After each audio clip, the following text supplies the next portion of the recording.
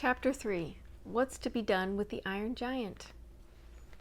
So the spring came round the following year. Leaves unfurled from the buds, daffodils speared up from the soil, and everywhere the grass shook new green points. The round hill over the Iron Giant was covered with new grass. Before the end of the summer, sheep were grazing on the fine grass on the lovely hillock.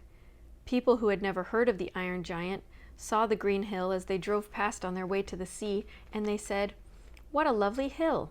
What a perfect place for a picnic!" So people began to picnic on top of the hill.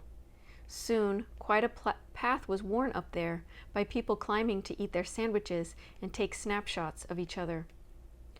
One day, a father, a mother, a little boy, and a little girl stopped their car and climbed the hill for a picnic.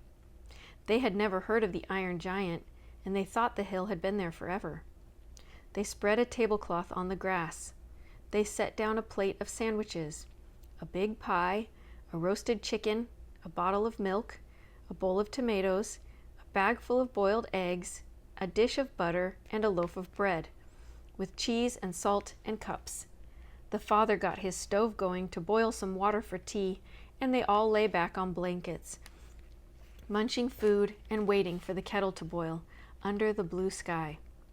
Suddenly the father said, "That's funny." "What is?" asked the mother. "I felt the ground shake," the father said, "right here, beneath us." "Probably an earthquake in Japan," said the mother. "An earthquake in Japan?" cried the little boy. "How could that be?" So the father began to explain how an earthquake in a far distant country that shakes down buildings and empties lakes sends a jolt right around the earth. People far away in other countries feel it as nothing more than a slight trembling of the ground. An earthquake that knocks a city flat in South America might do no more than shake a picture off a wall in Poland. But as the father was talking, the mother gave a little gasp, then a yelp. "The chicken!" she cried. "The cheese! The tomatoes!" Everybody sat up. The tablecloth was sagging in the middle. As they watched, the sag got deeper, and all the food fell into it, dragging the tablecloth right down into the ground. The ground underneath was splitting, and the tablecloth, as they watched, slowly folded and disappeared into the crack, and they were left staring at a jagged black crack in the ground. The crack grew. It widened. It lengthened. It ran between them. The mother and the girl were on one side, and the father and the boy were on the other side.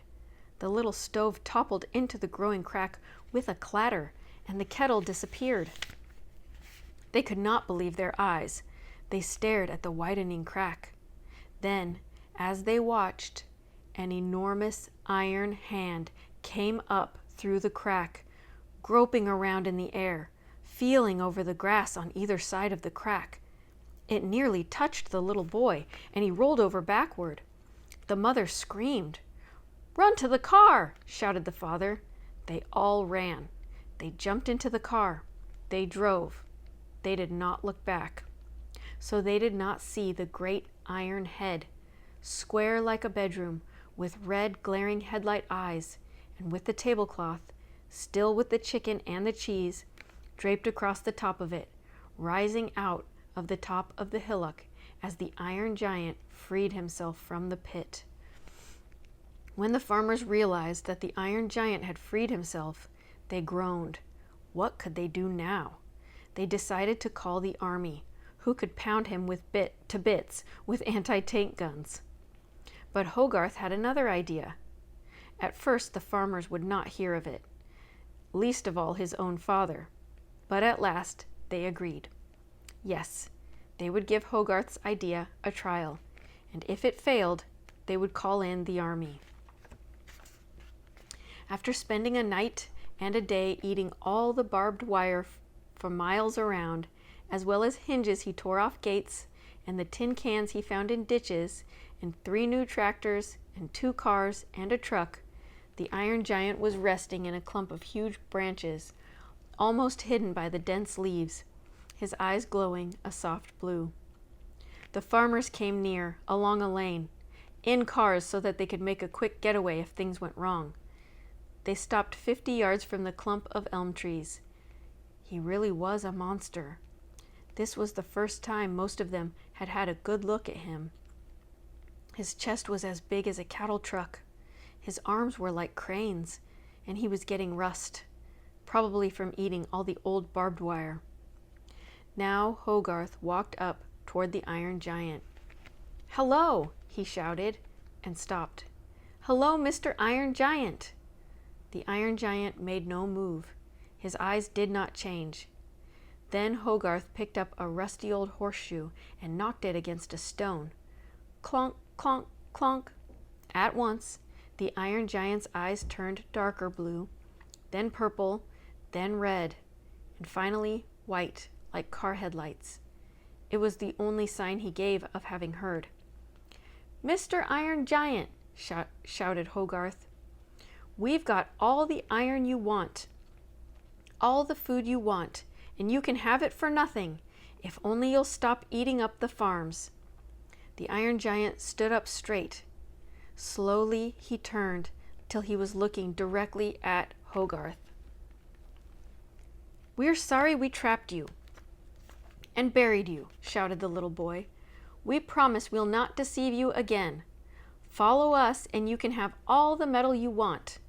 Brass too, aluminum too, and lots of old chrome. Follow us."